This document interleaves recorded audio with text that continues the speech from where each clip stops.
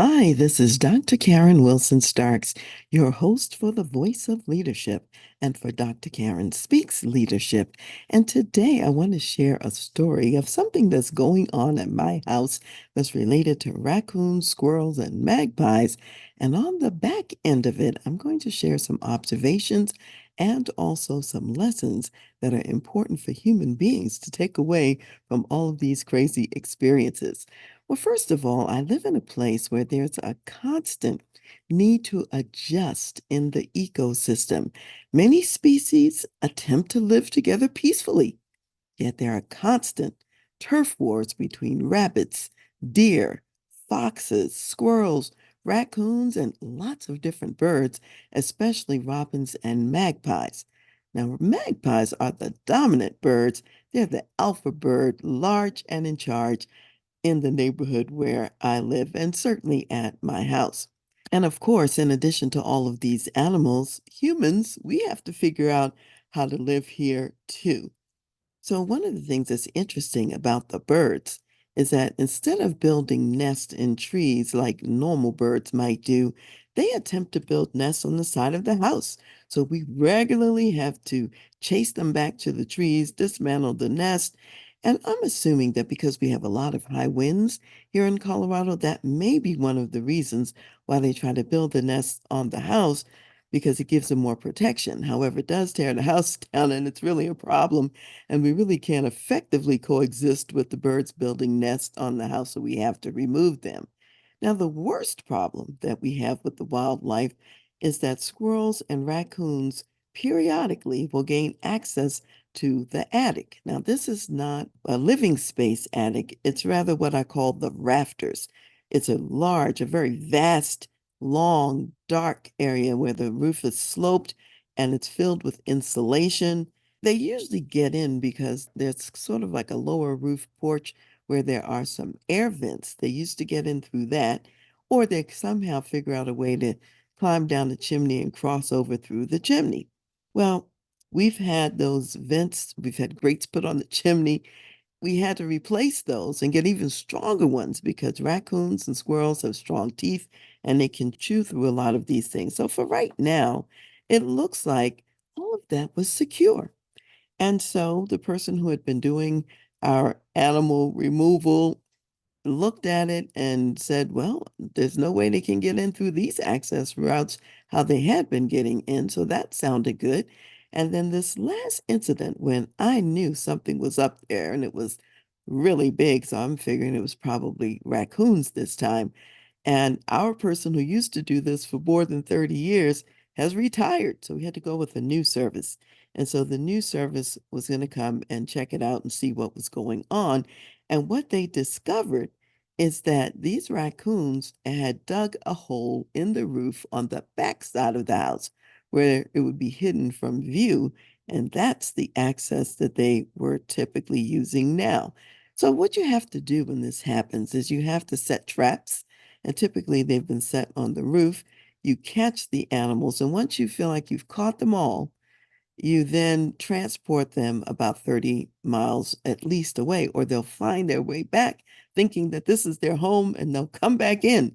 So the animal removal services, they have to catch them in these traps, these cages that have preferred food of whatever animal you're trying to catch. And then as soon as one of the animals gets in the cage, we have to call and let them know that they're there because you can't kill the animal. You must keep them alive. And if for some reason you allow an animal to die in that cage, you will be fined for that. So you keep them alive, you call up the animal removing company, they come, they remove the animal, and then you set another trap till you think you've caught the whole family or whoever might be up there. So we try to catch them quick, kind of catch them early. And then once they're all gone, you clean the whole area out and you patch up wherever it was that they came in and you secure it. I tell you what, one of the things that's really interesting is that when animals are in the attic, it is an incredibly unnerving experience. I can't sleep under those conditions. It definitely means sleepless nights until they're gone. It's a very horrible experience to have that.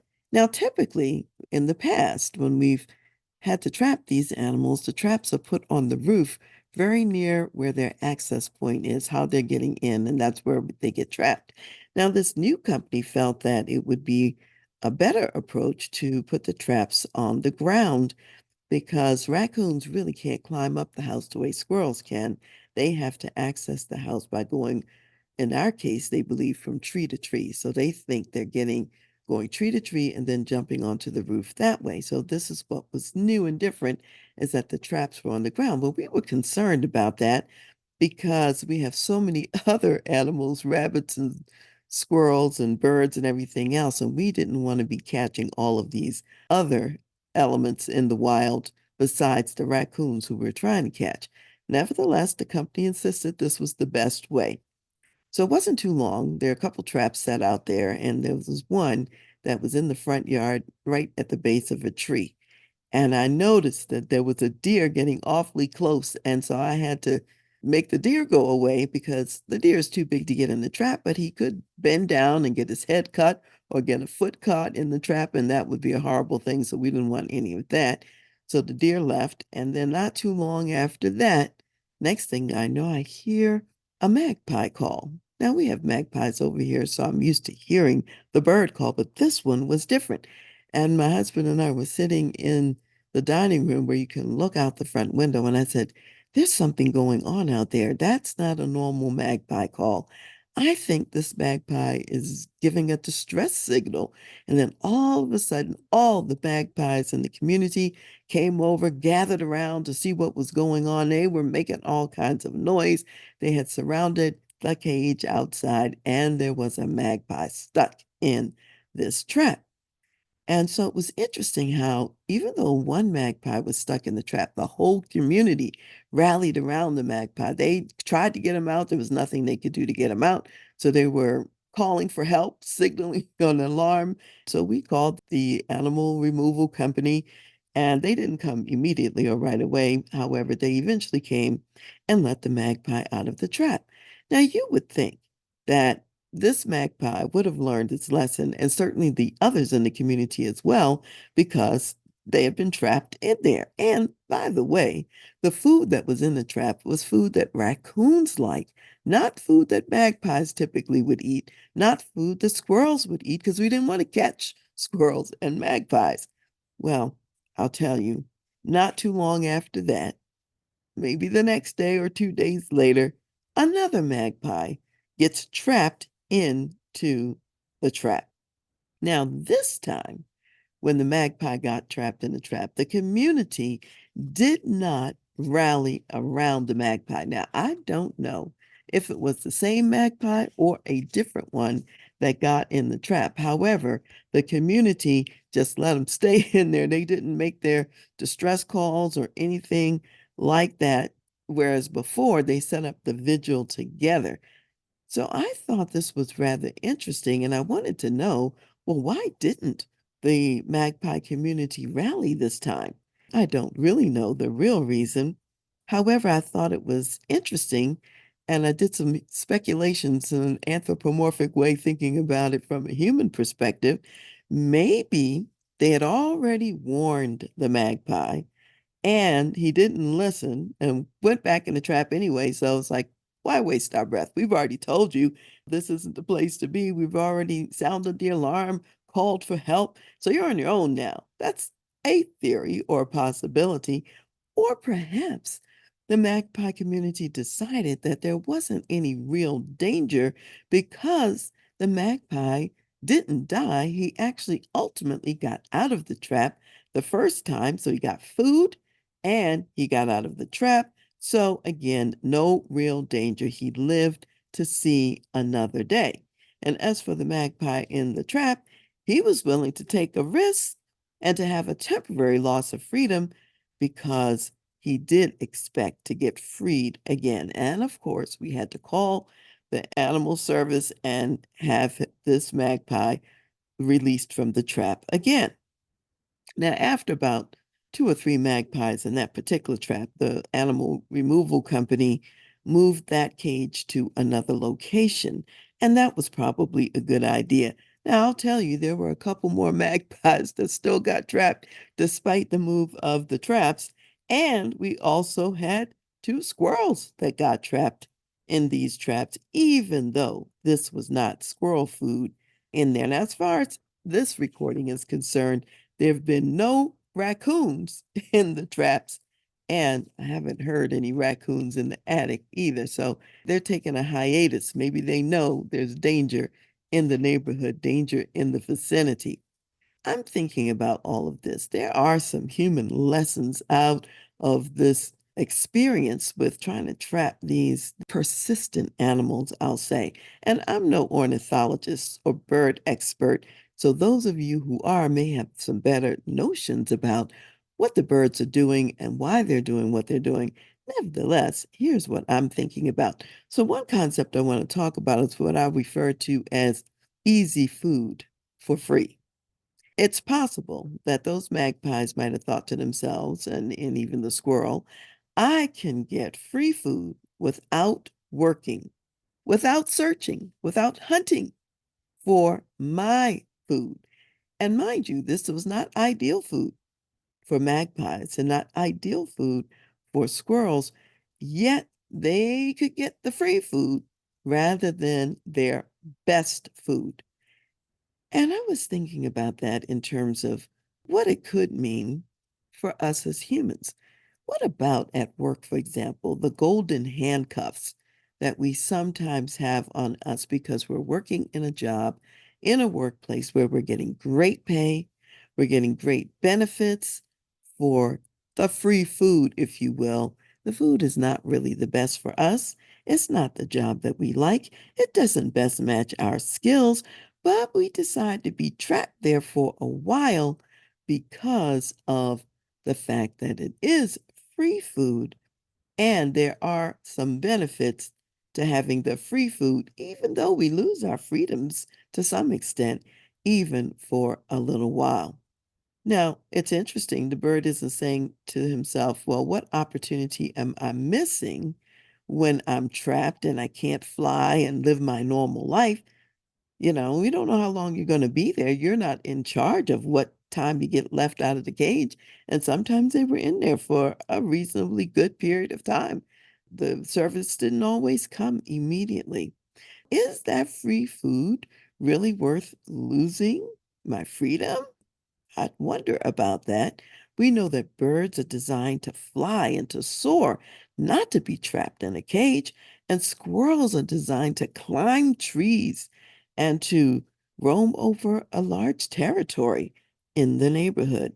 So, under what conditions do we give up our freedoms and lose our sense of personal agency to be at someone else's mercy to open the cage door?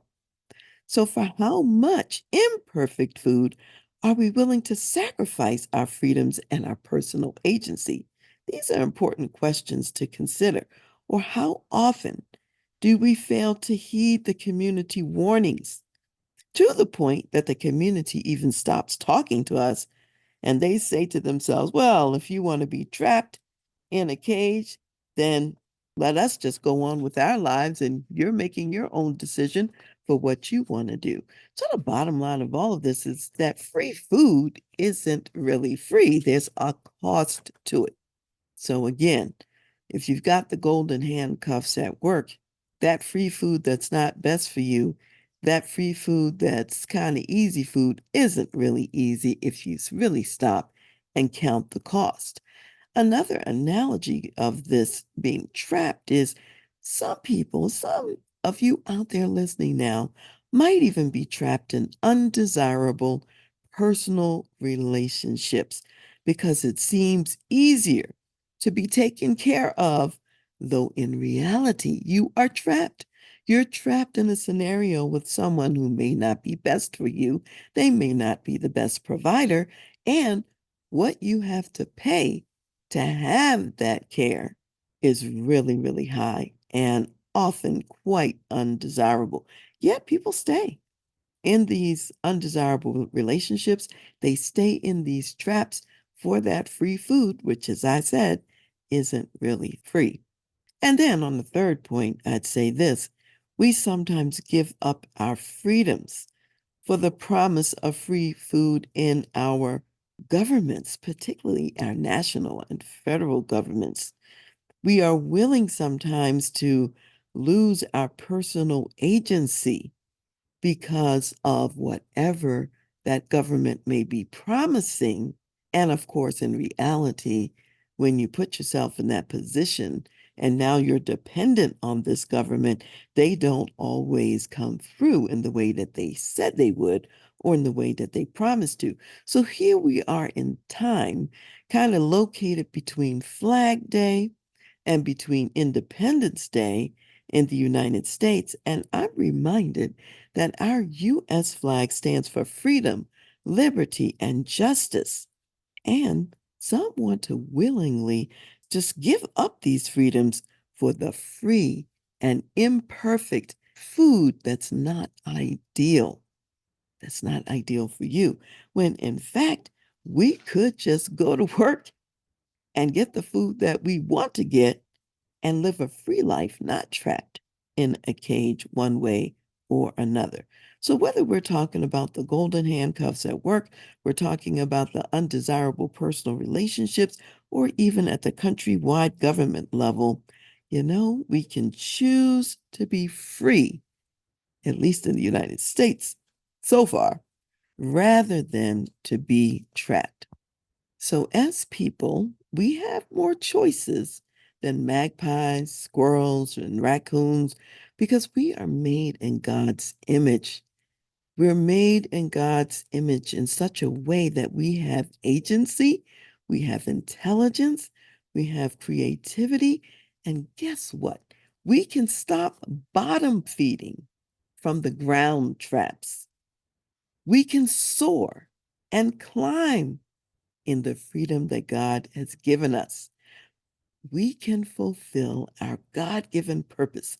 Leave those traps for those without vision and those who have a willingness to trade in their freedoms for a day of food. And we can have a willingness to love, to be free, and to live free. So keep in mind, easy isn't always best. Now, as for the mitigation company, a couple thoughts about them too. Because free food was put in the traps and was available, and they came and let the animals out before they died, which of course was required by the law, could they inadvertently be creating an unnatural dependency? They could inadvertently be reinforcing undesirable behavior from the magpies and the squirrels. The magpies and squirrels would get this notion: I can get free food and only have to stay in the cage for a little time, and then I'll be free again. And some are willing to live in and out of traps for food. That's what's going on. They're willing to live in and out of traps for food, and the mitigation company may be setting that up as well. So, in these cases that we've been talking about today, those who were trapped, they walked willingly into the trap, willingly on their own, and the traps didn't come down out of the sky and out of nowhere and just land on them and attack them. So, being in the trap for these animals, the magpies and the squirrels, was avoidable. They had a choice, and we do too. We have a choice as well. And it may be that before this ordeal is over at our house, we might have to have the mitigation company to get those traps on the roof after all, so that we end up trapping the real culprits in the situation. So, as we are closing out today, I'd like to read some verses that maybe capture a little bit about what we're talking about today when we're talking about raccoons and squirrels and magpies. Oh my, that's what's going on over here. So, I'm going to be reading from Proverbs, the first chapter, starting with verse 10 and going through the 19th verse. And it says, My son, if sinners entice you, do not consent. If they say, "Come with us, let us lie in wait to shed blood. Let us lurk secretly for the innocent without cause. Let us swallow them alive like Sheol and whole like those who go down to the pit. We shall find all kinds of precious possessions. We shall fill our houses with spoil. Cast in your lot among us. Let us all have one purse.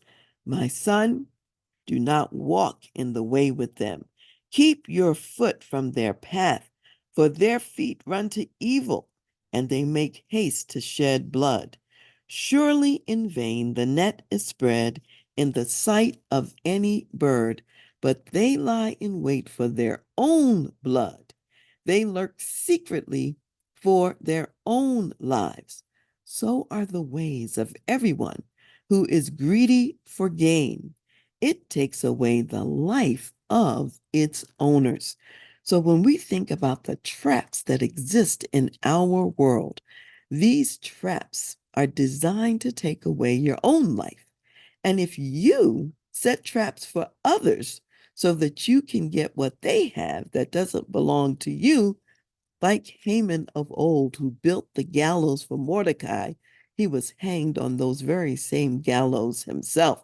We then set traps for ourselves. So these birds and squirrels, in their attempt to get free food, lead themselves into a snare and into a trap that they don't have to be in.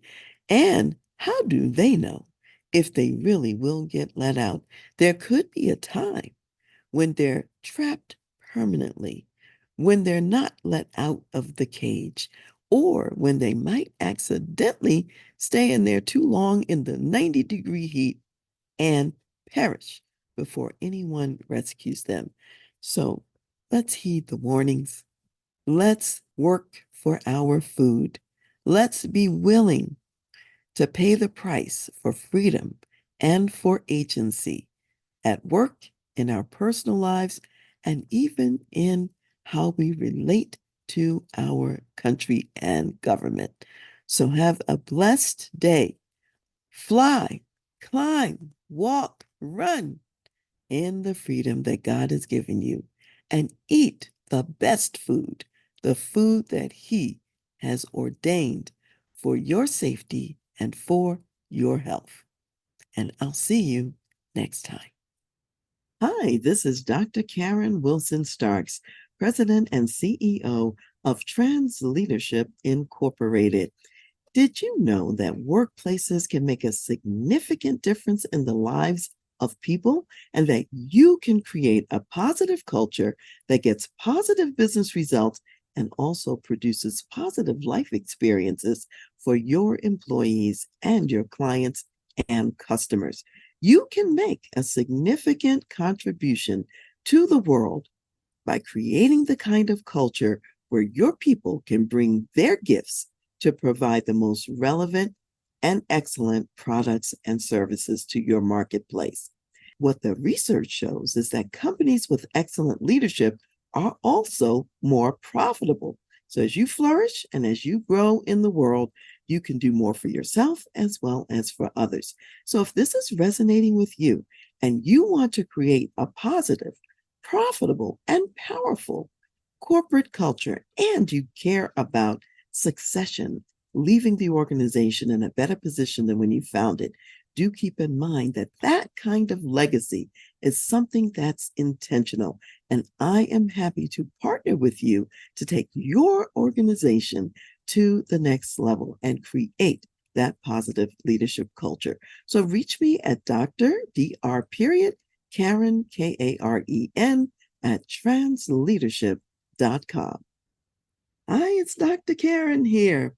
Did you know that you can mine the lessons from your own life and work experiences to inspire your teams and your people?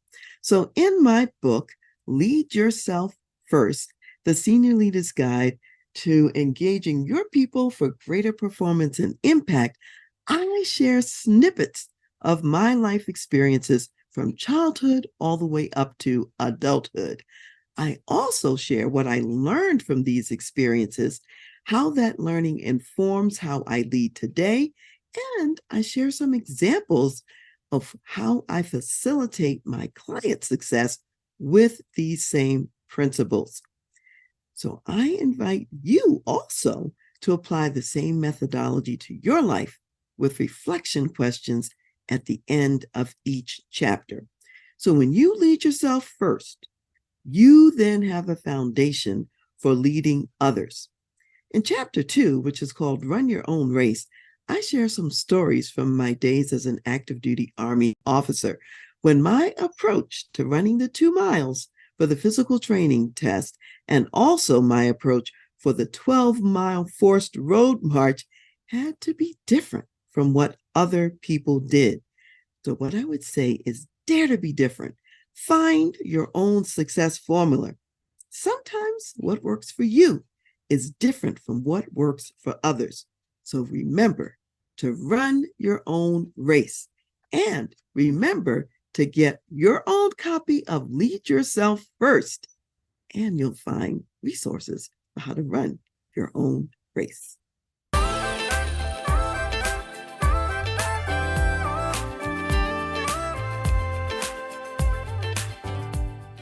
You've been listening to The Voice of Leadership with me, Dr. Karen Wilson Starks.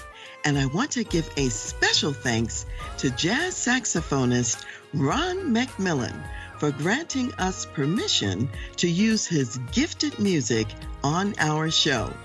Thanks for listening, and remember to go to my website, TRANSLEADERSHIP.com, for more strategies, insights, and leadership resources.